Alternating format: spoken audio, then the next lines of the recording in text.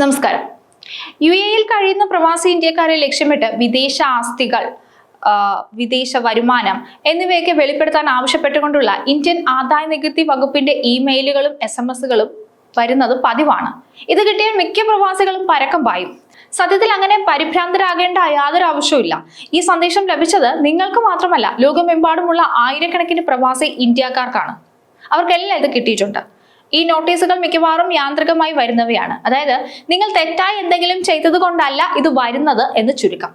മറിച്ച് നിങ്ങളുടെ നികുതി ഫയലിംഗിലെ വിവരങ്ങളിലെ എന്തെങ്കിലും പൊരുത്തക്കേടുകൾ ഉണ്ടായതുകൊണ്ടായിരിക്കാം ഇങ്ങനെ സംഭവിക്കുക. വിവരങ്ങളിലെ ഈ വൈരുദ്ധ്യം നോട്ടീസ് ലഭിക്കാൻ കാരണമാകും. എന്തുകൊണ്ടാണ് പ്രവാസി ഇന്ത്യക്കാർക്ക് ഇത്തരം നോട്ടീസുകൾ ലഭിക്കുന്നതെന്ന് ചോദിച്ചാൽ, നികുതി വെട്ടിപ്പ് തടയുന്നതിനായിട്ട് രാജ്യങ്ങൾ വിവരങ്ങൾ കൈമാറുന്ന കോമൺ റിപ്പോർട്ടിംഗ് സ്റ്റാൻഡേർഡ് എന്ന ആഗോള സംവിധാനം വഴി 100-ലധികം രാജ്യങ്ങളിൽ നിന്ന് ഇന്ത്യക്ക് വർഷം തോറും സാമ്പത്തിക വിവരങ്ങൾ ലഭിക്കുന്നുണ്ട്.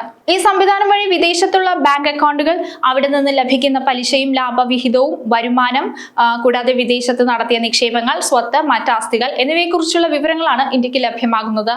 ഒരു പ്രവാസി അബദ്ധത്തിൽ ഇന്ത്യയിൽ താൻ ഒരു സാധാരണ പൗരനാണെന്ന് കാണിച്ച് നികുതി റിട്ടേൺ സമർപ്പിക്കുമ്പോഴാണ് ഇത്തരം പ്രശ്നങ്ങളൊക്കെ ഉണ്ടാകുന്നത്. സാധാരണ പൗരനായി കണക്കാക്കപ്പെടുമ്പോൾ CRS ഡേറ്റയിൽ കാണുന്ന വിദേശ ആസ്തികളുടെ പൊരുത്തക്കേട് വരികയും ഓട്ടോമാറ്റിക്കായി ഈ നോട്ടീസ് അയക്കപ്പെടുകയും ചെയ്യും.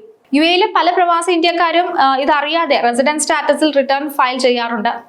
പാൻ കാർഡ് പ്രവാസി പദവിയിലേക്ക് അപ്ഡേറ്റ് ചെയ്യാത്തതും, പഴയ റെസിഡന്റ് സേവിങ്സ് അക്കൗണ്ട് ഉപയോഗിക്കുന്നതും, പ്രവാസി നികുതി കാര്യത്തിൽ അറിവില്ലാത്ത ചാർട്ടേഡ് അക്കൗണ്ടന്റിനെ ആശ്രയിക്കുന്നതുമൊക്കെ ഇതിന് പിന്നിലെ കാരണങ്ങളാണ്.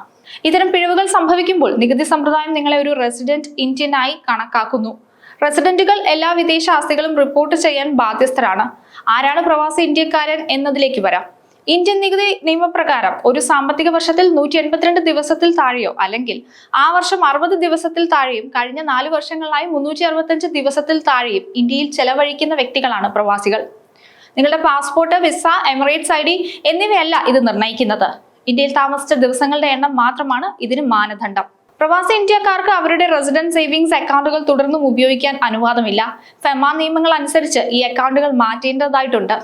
ഇന്ത്യയിൽ നിന്ന് ലഭിക്കുന്ന വരുമാനത്തിന് NRO അക്കൗണ്ടും വിദേശത്ത് നിന്നുള്ള വരുമാനത്തിന് NRE അക്കൗണ്ടും വേണം. റെസിഡന്റ് അക്കൗണ്ട് ഉപയോഗിക്കുന്നത് തുടർന്നാൽ നികുതി സമ്പ്രദായം നിങ്ങളെ റെസിഡന്റായി കണക്കാക്കുകയും വീണ്ടും നോട്ടീസുകൾ ലഭിക്കാൻ കാരണമാവുകയും ചെയ്യും. NRIകൾക്ക് ഇവ പരിഹരിക്കാനുള്ള വഴികളുണ്ട്. 2024-25 സാമ്പത്തിക വർഷത്തേക്ക് ഡേ കൗണ്ട് നിയമം വഴി നിങ്ങളുടെ NRI പദവി ഉറപ്പാക്കുക. സാധാരണയായി NRIകൾ ഉപയോഗിക്കുന്ന ITR 2 പോലുള്ള ശരിയായ ITR ഫോം തിരഞ്ഞെടുക്കുക. അതായത് NRIകൾക്ക് പ്രത്യേകം റൂൾസ് ആൻഡ് റെഗുലേഷൻസ് ആണുള്ളത്. അതനുസരിച്ച് കാര്യങ്ങൾ ചെയ്യാത്തത് കൊണ്ടാണ് പലപ്പോഴും നിങ്ങൾക്ക് ഇത്തരത്തിലുള്ള നോട്ടീസുകൾ വരുന്നത്. എന്തായാലും നിങ്ങളുടെ പാനും ബാങ്ക് KYCയും NRI സ്റ്റാറ്റസിലേക്ക് അപ്ഡേറ്റ് ചെയ്യുക.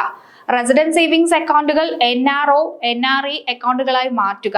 ഒരു സാധാരണ ചാർട്ടേഡ് അക്കൗണ്ടന്റിനെ ആശ്രയിക്കാതെ NRI നികുതി വിഷയങ്ങളിൽ കൂടുതൽ അറിവും എക്സ്പീരിയൻസും ഒക്കെ ഉള്ള ഒരാളുടെ ഉപദേശം തേടുക.